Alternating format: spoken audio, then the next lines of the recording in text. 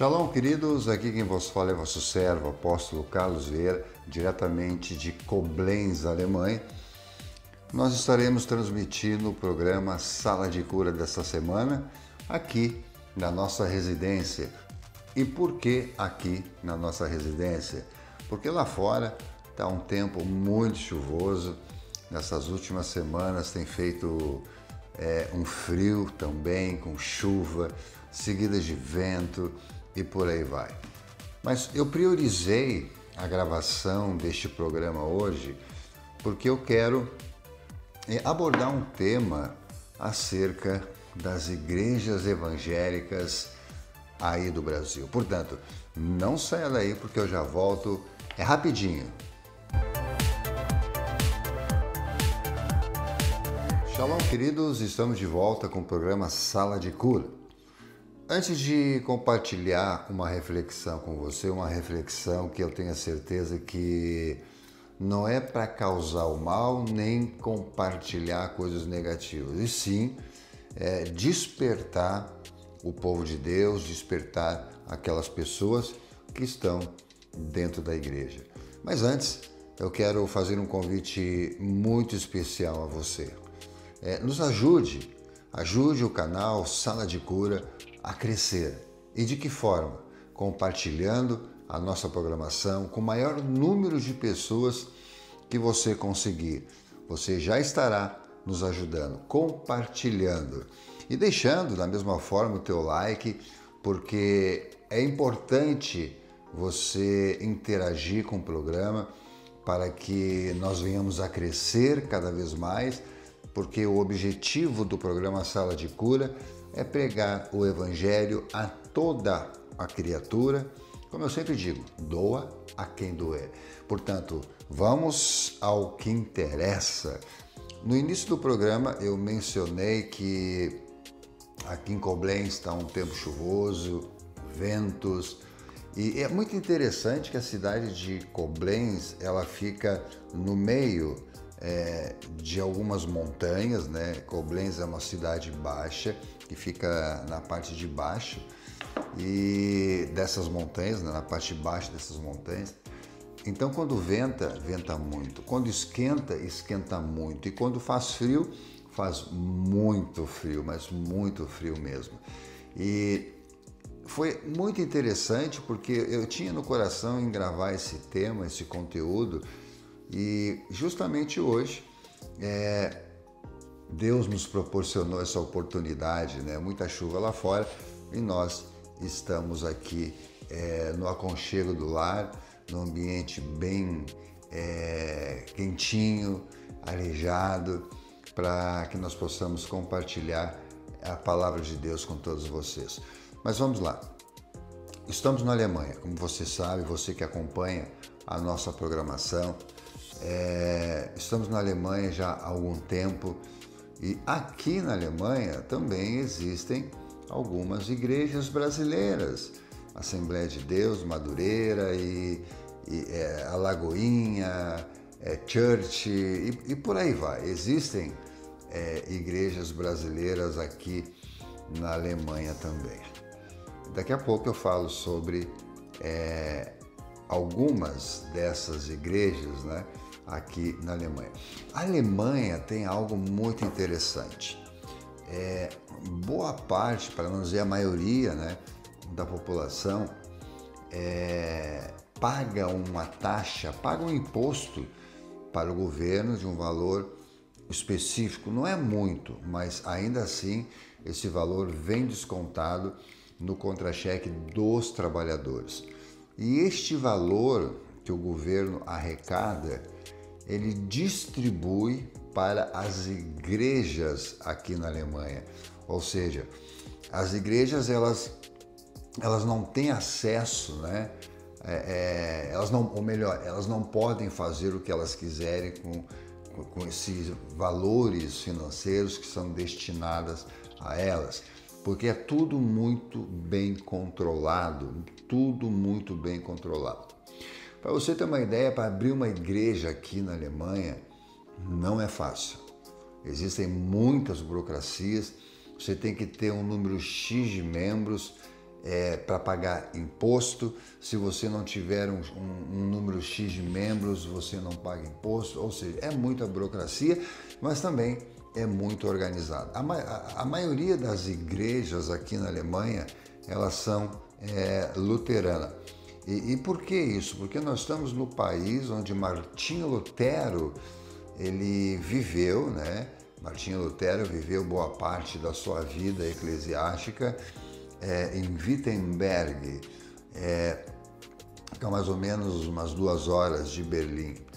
E nós temos, inclusive, né, no nosso canal, algumas gravações que nós fizemos lá em Wittenberg. Mas eu dei essa introdução, eu fiz essa introdutória acerca das igrejas, como estão, como são, como é conduzidos as igrejas aqui na Alemanha, para você entender daqui a pouco onde eu quero chegar. Existem algumas igrejas brasileiras aqui na Alemanha. Eu não conheço todas, conheço bem poucas. Mas eu também sei que as igrejas aqui na Alemanha, as igrejas brasileiras, elas pagam um alto preço, né, para estarem abertas, para manter a sua membresia, porque para abrir uma igreja você tem que pagar aluguel, você tem que pagar por um espaço, normalmente por hora, né, a não ser aquelas igrejas que têm o seu espaço ali já há muito tempo. E eu vejo aqui na Alemanha essas igrejas desenvolvendo projetos, desenvolvendo trabalhos, alcançando famílias, desenvolvendo muita coisa boa aqui na Alemanha. Mas também tem aquelas igrejas que vêm do Brasil com alguns vícios, né? Principalmente da liderança, que não nos causa estranheza, porque a gente nós vemos muito isso no Brasil, líderes que não respeitam, que não se respeitam, líderes que não respeitam os seus membros, líderes que acham, porque estão à frente de um púlpito, na direção de uma igreja, eles são os maiorais, e não é bem assim. Então isso causa um afastamento das pessoas de dentro da igreja. Esse é o ponto que eu vejo aqui na Alemanha. Vamos falar acerca das igrejas evangélicas no Brasil. Eu não posso dizer que eu não vou falar para você alguma coisa que eu li na internet ou que eu vi na mídia, não. Eu vou compartilhar com você verdadeiramente o que eu vivi aí no Brasil e o que eu vi aí no Brasil. Primeiramente, o que eu vi. As igrejas que mais crescem aí no Brasil são aquelas igrejas que pregam sobre prosperidade, e há uma corrida muito, vamos dizer, descoordenada, né, para essas igrejas, porque as pessoas querem prosperar. E muitos líderes não priorizam algo que é muito importante: a salvação. A salvação de vidas, vidas que estão sedentas por alguma coisa, vidas que estão sedentas por amor, vidas que estão sedentas por Deus. Então, as igrejas que, uma delas que mais cresce, né, são as que pregam sobre prosperidade. Porque pregar sobre prosperidade dá ibope, né? Pregar sobre salvação, esse é o ponto que eu quero chegar, salvação. Porque pregar sobre salvação não dá ibope. O que dá ibope é cantores em cima dos altares, fazendo shows, igrejas pagando muito dinheiro para bandas, né, ministrarem louvor. Eu nem digo louvor, eu falo para ministrar, uma cantoria, né, que muitos dizem que é louvor e adoração, mas enfim, esse não é o caso. Mas que cobram absurdos para estar em cima do altar. E muitos líderes preferem isso, porque isso dá ibope, né? Pregar sobre salvação não dá ibope. E pelo contrário, a salvação, pregar a salvação é um requisito básico. Vamos falar dessa forma.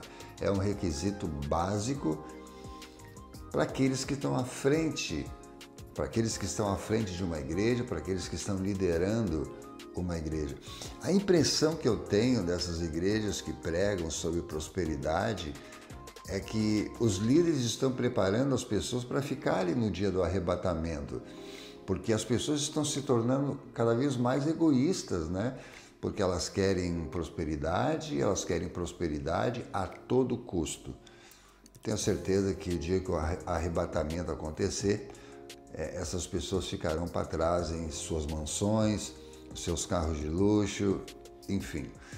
E uma outra igreja que cresce muito aí no Brasil são aquelas igrejas que pregam sobre cura.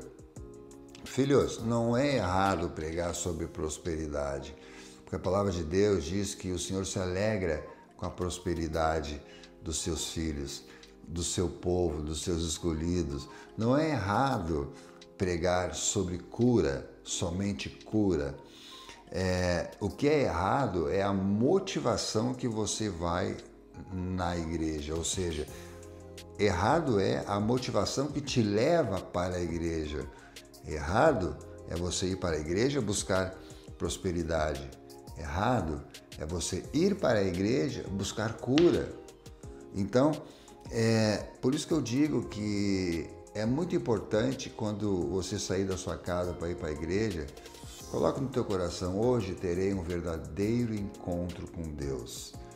A palavra de Deus, no livro de Jó, ali nos conta uma história muito tremenda acerca de um homem que estava passando por adversidades financeiras. Ele perdeu tudo, ele perdeu os filhos, veio a enfermidade e ele foi afrontado, ele foi confrontado pelos seus amigos.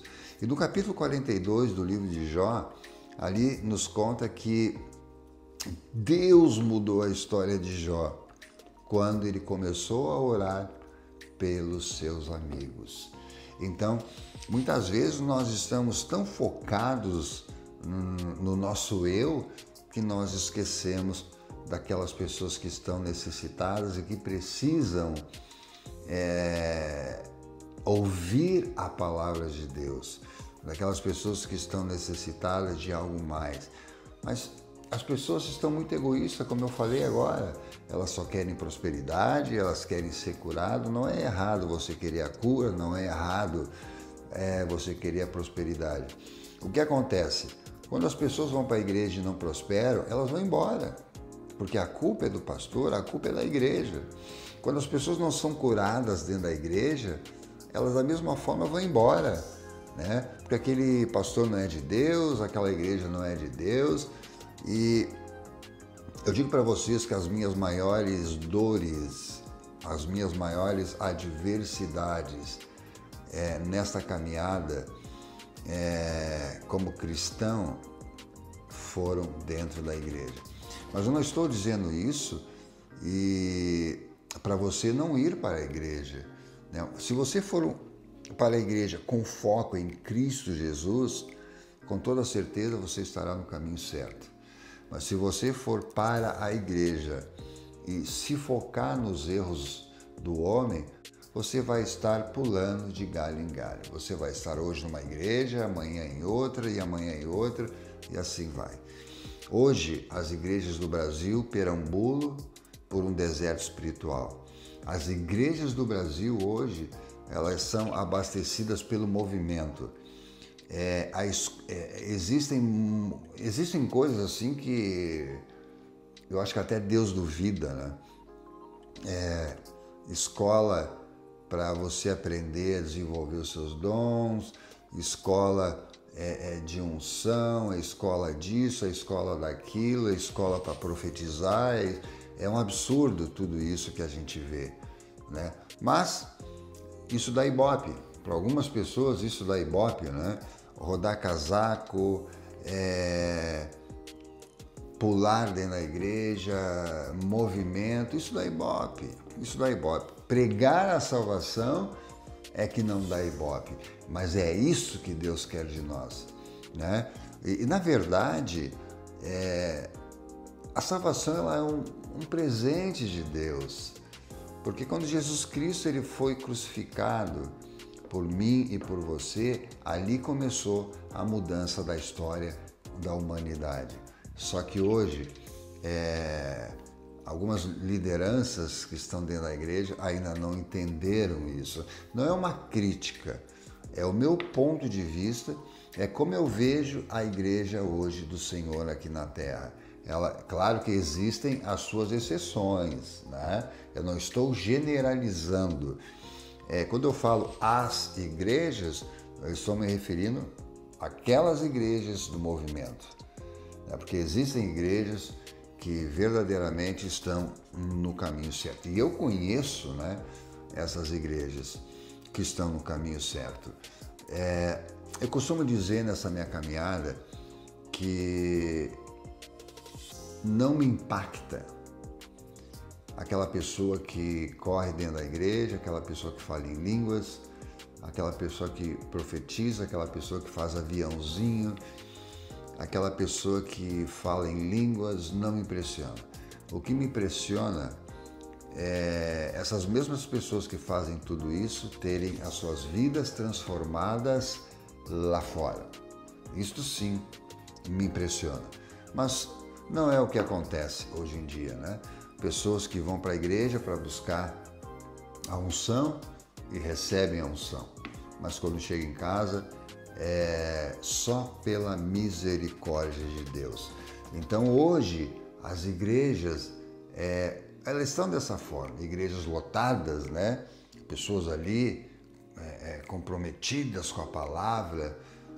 Mas se o pastor fizer uma chamada para oração, 4, 5 pessoas vão para essa oração. Porque nem todos gostam de estar ali numa igreja fazendo campanha de oração. Não tem tempo, não tem tempo. E também isso não é importante. Importante é elas estarem fazendo aquilo que elas bem entenderem. Então, é dessa forma que eu vejo a Igreja de Cristo aqui na Terra. Líderes, né, pensando em construir megatemplos. Jesus Cristo não precisava disso. Jesus Cristo calçava suas sandálias e peregrinava pelo deserto da Judéia. Então, nós não precisamos de mega igrejas. Nós precisamos verdadeiramente fazer com que se cumpra a vontade de Deus nas nossas vidas, pregar o verdadeiro evangelho. E não é difícil pregar o evangelho. É o homem que complica. É o homem que complica. Eu vou embora dessa igreja porque o pastor não me dá oportunidade no altar. Mas qual é a diferença de um altar para uma parada de ônibus? Qual é a diferença de um altar para uma avenida aí na sua cidade, onde transitam centenas e milhares de vidas? Qual é a diferença de um altar para uma parada de ônibus, onde ali você pode evangelizar as pessoas? E é assim que a Igreja de Cristo caminha aqui na Terra. E eu digo, ela não caminha, ela perambula por um deserto espiritual. Isso vai mudar? Não sei. O que eu sei é que não é esta a noiva que Cristo quer arrebatar. Não é. Não é esta noiva do movimento, não é esta noiva que pula, grita, cai, enfim, não é esta noiva. Não é esta noiva. Portanto, o toque foi dado, né? Compartilhei aquilo que eu tinha no coração e igrejas do Brasil, quando vocês saírem do Brasil e forem para um outro país, sejam a diferença. Sejam a diferença. Não levem os seus vícios para o outro país, porque senão foi só trocar 6 por meia dúzia. Tudo vai continuar a mesma coisa. Mudança de mentalidade, mudança de coração. Dessa forma, eu tenho certeza que Deus vai operar grandemente. Então, o nosso sonho ainda está de pé. Eu tenho um sonho muito tremendo aqui. E eu sei que é um sonho para a Igreja de Cristo aqui na Terra. E eu tenho a certeza que o toque foi dado. Né? Não foi nenhuma crítica, e sim algo que eu queria compartilhar com você. Você pode até não concordar comigo, mas se você ler a palavra de Deus do início ao fim, você vai entender o que eu estou dizendo. Portanto, que as bênçãos do Pai, do Filho e do amado Espírito Santo estejam com todos vocês. E divulguem que Jesus Cristo ainda opera milagre. Divulgam que Jesus Cristo é a verdade e a vida. Divulgam que Jesus Cristo é o único caminho. Que Deus abençoe, fique na paz. Jesus te ama e nós também. Tchau, tchau.